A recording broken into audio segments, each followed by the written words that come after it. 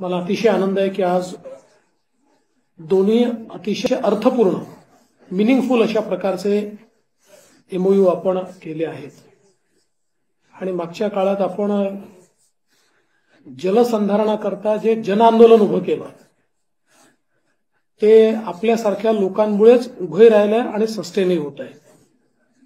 मला या ठिकाणी मेन्शन करताना आनंद वाटतो की टाटा मोटर्स असेल किंवा नाम फाउंडेशन असेल यांनी जलसंधारणाच्या क्षेत्रात केलेलं काम हे अतिशय चांगलं आहे, सुंदर आहे, अद्वितीय अशा प्रकारचं काम आहे। आणि हे काम सातत्याने करावं लागतं।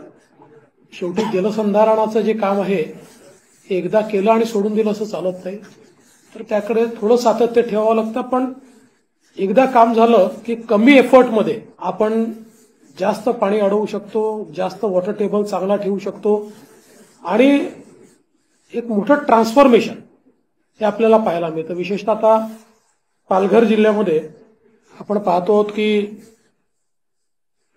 भरपूर पाऊस पडतो पण तरी देखील दुष्काळ असतो, भरपूर पाऊस पडतो तरी देखील टँकर्स लागतात, कारण वॉटर स्ट्रक्चर्स त्या प्रकारचे तिथे नाही आहेत। तिथले जिओग्राफी आणि जिओलॉजी दोन्ही अशी आहे की तिथे जाणीवपूर्वक पाणी अडवलं तरच आपण तिथे पाणी हे अडवू शकतो। म्हणून मला असं वाटतं की हा अतिशय चांगला उपक्रम आहे। पालघर जिल्ह्यात जे मागच्या वर्षी केलं, आता 7 जिल्ह्यांमध्ये हे काम आपण या ठिकाणी करतोय, त्यामुळे खरोखर मला अतिशय त्या गोष्टीचा आनंद आहे। आणि दुसरा जो आपला एमओयू या ठिकाणी झालाय बायफ सोबत, तो मला असं वाटतं की अतिशय महत्वाचा एमओयू आहे। कारण आदिवासी घटकांना आपण जमिनी दिल्या पण त्याच्यानंतर उपयोग त्याचा नेमका काय आहे। परवा एक कार्यक्रम आम्ही केला, तो कार्यक्रम असा होता की पूर्वी कधीतरी कातकरी समाजातल्या लोकांना जमिनी दिल्या होत्या, त्यांच्या जमिनी सावकारांनी बळकावून टाकल्या, जमिनी असून ते बेघर होते, जमिनी असून ते शेतमजूर होते। पूर्व अशा 17 कुटुंबांच्या जमिनी आम्ही त्यांना परत दिल्या।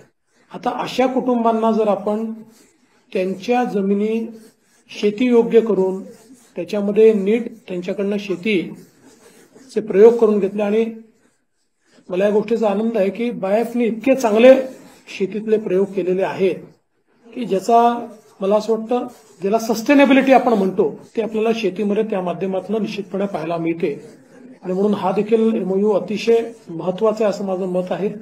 आणि जिल्हाधिकाऱ्यांनी स्वतः इंटरेस्ट घेतलेला आहे, त्यामुळे मला विश्वास आहे की आपण हे जे 51,000 लाभार्थी आहेत हळूहळू या सगळ्यांपर्यंत पोहोचू, या सगळ्यांना एंगेज करू, यांच्या सगळ्यांकडे असलेल्या जमिनीचा मिनिंगफुल उपयोग करून त्यांचंही चरितार्थ चालेल आणि परत 2 पैसे त्यांना योग्य प्रकारे मिळतील, अशा प्रकारचा आपल्याला विकास हा त्या ठिकाणी करता येईल।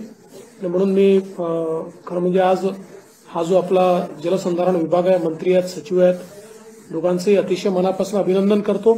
या वर्षीचं टार्गेट एक मोठं टार्गेट आमच्या विभागाने घेतलेलं आहे, पण मला विश्वास आहे की ज्या प्रकारे आता लोकांची मानसिकता तयार झाली आहे महाराष्ट्रामध्ये, त्या मानसिकतेमुळे निश्चितपणे आपल्याला या सगळ्या गोष्टी करता येतील। परवा आम्ही जलरथांचं उद्घाटन केलं आणि आता प्रत्येक तालुक्यापर्यंत गावापर्यंत जलरथ चाललाय आणि पुन्हा एक अवेअरनेस कॅम्पेन हा मोठा आपण लोकांमध्ये तयार करतो आहोत। तर मला असं वाटतं की निश्चित त्याचा आपल्याला एक फायदा होईल।